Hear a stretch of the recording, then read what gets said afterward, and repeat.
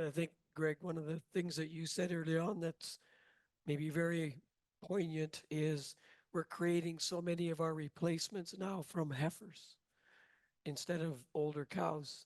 And that might be one of the biggest reasons why you would want to use genomic testing to have more information on your heifers when you're making that decision.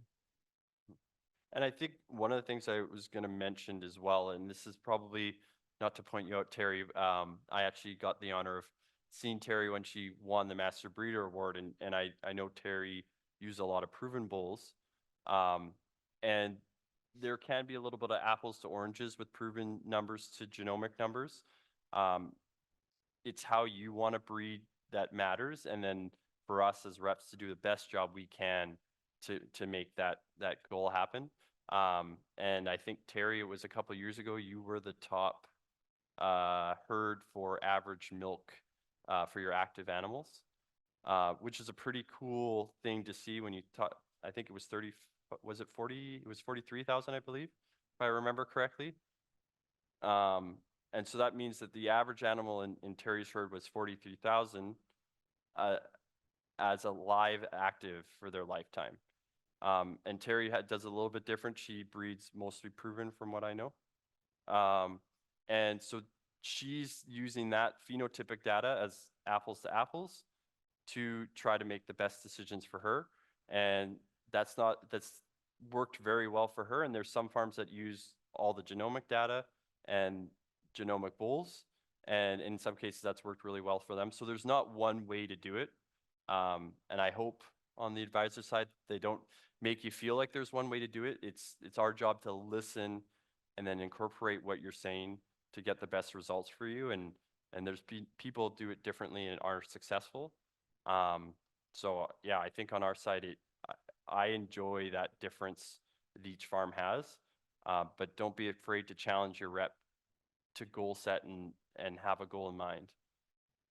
And then to bring it back to where we started, it would be the message that choose or make a good decision on what it is that you want to select for, because whatever you select for genetically will be reflected in your herd.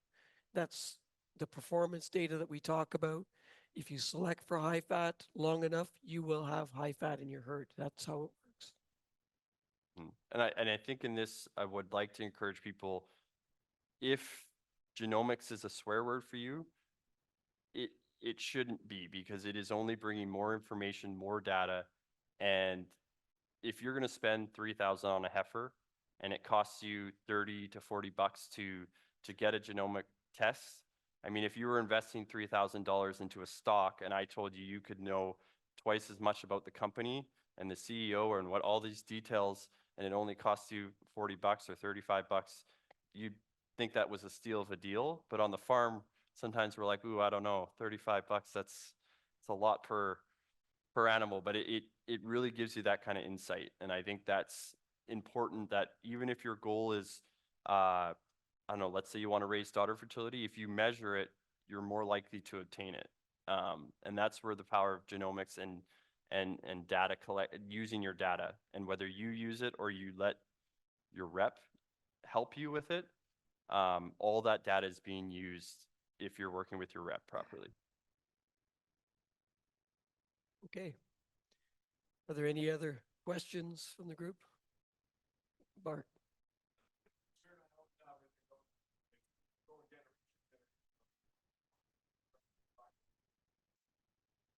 Land, yep.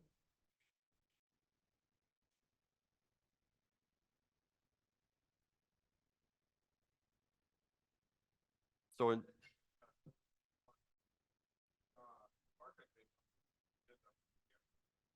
Yeah, perfect does.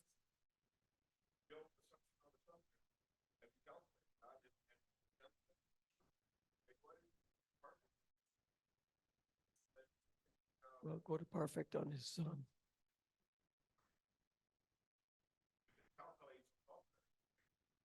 so when Milan first was probably being released, I think Perfect wasn't proven. He is technically now, but we have that scenario with Ranger Red Suns, where Ranger isn't proven, like you said, yet. And then we have already Suns that are being used of Ranger Red.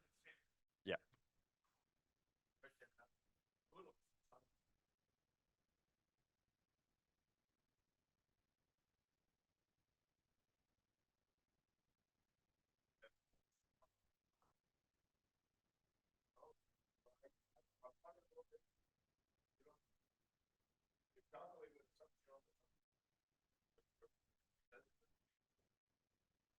No, there's certainly more risk, and you're right.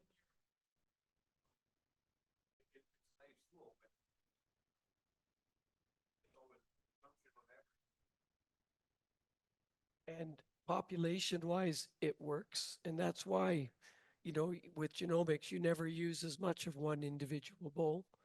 Um, but if you focus on, 10 Ranger sons and you use them all, then maybe you're right. Maybe if Ranger really disappoints, then that's too much, right?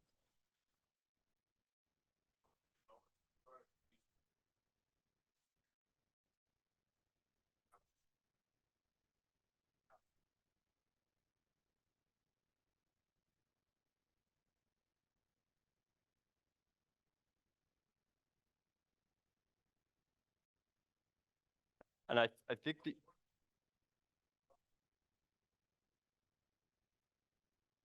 And I think there's some truth to that, but there's also lots of bulls now that we have that are coming up with very high genomic numbers, and they have a dam that is already calved out and classified with the record. It's surprising how many there are. I think to Bart, to your point would be that if for you, it may make sense to wait for, let's say, a Tahoe to use Tahoe on your farm until Ranger's proven, um, so that you feel a higher comfort of, yeah, I believe that these numbers are representative of what I'm going to get. Because every time, like what you were saying of, let's say it's a Ranger son and he's not proven yet, you are your reliability is going to be a little bit lower. Your risk is slightly higher in the fact that of what the numbers could be, but you also have an opportunity to get more gain too. So it works both ways. If you're somebody that doesn't like a lot of risk, I like proven myself. On the breeding side, I like proven because I like to corrective mate. Um, so I trend to a lot more of Terry's strategy because I just like to know all the individual traits and have the highest reliability within them. But at a farm that's, let's say, pushing the production side and the health trait side, it isn't as dangerous. It's very accurate on those. It's actually the genomics is the least accurate for type because our measure is um, it's subjective, more subjective than the other traits. So I would suggest for you that once Ranger Red is proven, maybe that's the step you're willing to take a chance on Tahoe, so to speak, if he hits your criteria, or you just buy more proven. Um, so I'm not disagreeing with you because on the breeding side, I trend to be a lot more that way because I'm more of a conservative minded person in how the risk that I want to take. And often with people that I work with on the farm, I often try to pick a couple, like let's say we're using 6 bulls, I try to have 1 or 2 of them in the mix that are proven. That's because I want to make sure that I'm protecting on the helping and the genetic advisor side. I want to make sure that we're having a good basis of reliability. But if a farm has no problem with using all genomic bulls, then we use all genomic bulls. So articulating what you want from your genetic advisor and them listening is very important. And I don't think you're wrong in feeling a little bit of discomfort going down that path. Um, it's just everybody has a different way, I think, of breeding. Uh,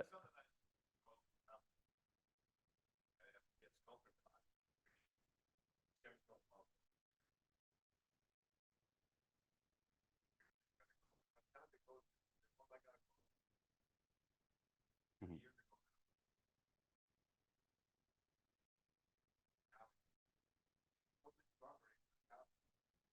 mhm. And you're left with milking that cow.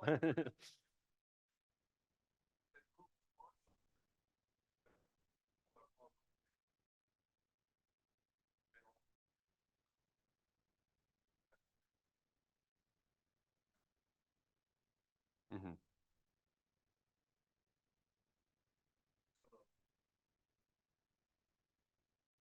Yep, and that's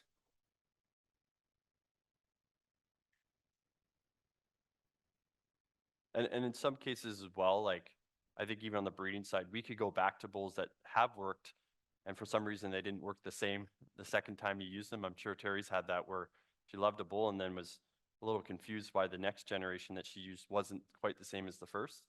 So that's even like in the end of the day, we are putting a mixture of genetics in, and what you get can be random. It's the frustration and the fun of genetics and trying to create that next generation. So it can happen where that bull did do well. Maybe it dropped off on the sire side, but you love your daughters that you had. It can go both ways. So even if it's not as marketable, let's say globally, it could have done really well for you as well. So it can go both ways, I think, on the positive or negative on a bull doing well or not doing well. And you can have it where your neighbor loves the bull and you're kind of questioning what they're thinking because the bull didn't work for them. And Bart, I mean, you're right. In the end, you have to be happy with what you see in the barn. And with genomics, sometimes the variability can increase. So if you're not happy with that, then you have to go back to something that you feel more comfortable with. And that's different for every farm. And I think you were talking about genomics on the bull side. Yep. Yeah. Where genomic testing on the female side is trying to tell you what you got. And that's, I think, a good difference to remember for people is a lot of time genomics on the female side gets lumped in with the male side, but the female side is what you got. The male side is what it got, but what it transmits can be different. And that's why we do phenotypic testing so that we can know which ones are passing along the best genetics. Okay. Any other questions? Well, I think we should thank you all for your attention this afternoon and invite you again to return. I think 5:30 the doors open again for cocktails, so you've got a few hours to enjoy the afternoon. So thank you.